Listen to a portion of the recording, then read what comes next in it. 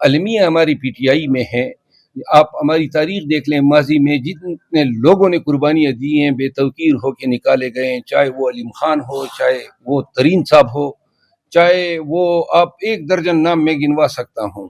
عزت P T I کے ان لوگوں نے نہیں کی جو آپ کو برداشت نہیں کرتے. خان صاحب نے شاید آپ کو برداشت کیا، آپ کو پسند کرتے، پیار کرتے، لیکن یہ جو دوسرے کالے کوٹ والے ہیں نا، یہ آپ کو کبھی برداشت نہیں کریں گے. تو آپ پیپلز پارٹی میں آئیں گے، آپ کی عزت ہوگی، اور انشاءاللہ آپ دیکھو گے کہ آپ کو جو ہے نا جو عزت پی ٹی آئی میں نہیں ملی وہ اس پیپلز پارٹی میں ملی. میں باقاعدہ دعوت دیتا ہوں شیر عبد المروت صاحب کو کہ وہ پاکستان پیپلز پارٹی جوائن کریں، کیونکہ ابھی وہ کسی پارٹی میں ہے نہیں.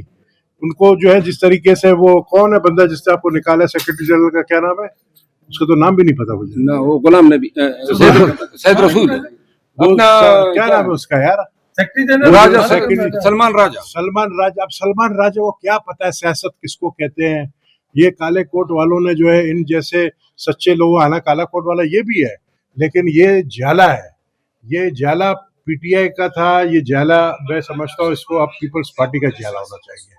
تو مروت صاحب ہمارا آفر. میں نبیل گبول بھائی کی اس پیشکش کا خیر مقدم کرتا ہوں. میں مشکور ہوں پیپل پارٹی اور نون دونوں اپنے رفقائے کار، اپنے پارٹی کے ممبران کو ہمیشہ سے عزت دیتی آئی ہیں. المیہ ہماری پی ٹی آئی میں ہے.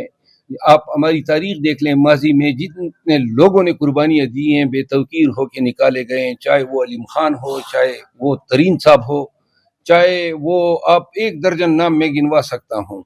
اور دوسری بات صاحب نے تو خود چھوڑا تھا، وہ نکالے نہیں، وہ یار یہ بات نہیں کرتے نا. علیم خان کو جیل میں کس نے ڈلوایا تھا؟ نبیل گبول صاحب کی پیشکش پر سنجیدگی سے غور کریں گے. میں پیپل پارٹی کا تو ویسے ہی ایک مداح رہا ہوں، ایک ڈیموکریٹک انسٹیٹیوشن رہی ہے، اور میرا المیہ یہ ہے یا میرا مسئلہ یہ ہے کہ میں ایک روایتی سیاستدان نہیں ہوں، ایک حادثاتی سیاستدان ہوں. بہرحال میں مشکور ہوں آپ نے اتنے اچھے الفاظ کہے، اور انشاءاللہ میری کوشش ہوگی کہ قوم کی حقیقی آزادی کے لیے اور پاکستانیوں کی بنیادی حقوق کے حصول کے لیے میں اپنی جدوجہد جاری رکھوں. ایک منٹ، انہوں نے کہا آپ کو دعوت دی، آپ نے کہا میں خیر مقدم کرتا ہوں. خیر مقدم سے کیا مطلب؟ قبول کرنا فرق ہے. آپ قبول بھی کر رہے ہیں یار، خدا کا خوف کرو نا، مہربانی کرو. اب ٹھیکہ خان ثانی مہربانی کرو، تم ذرا مولانا صاحب سے مل لو.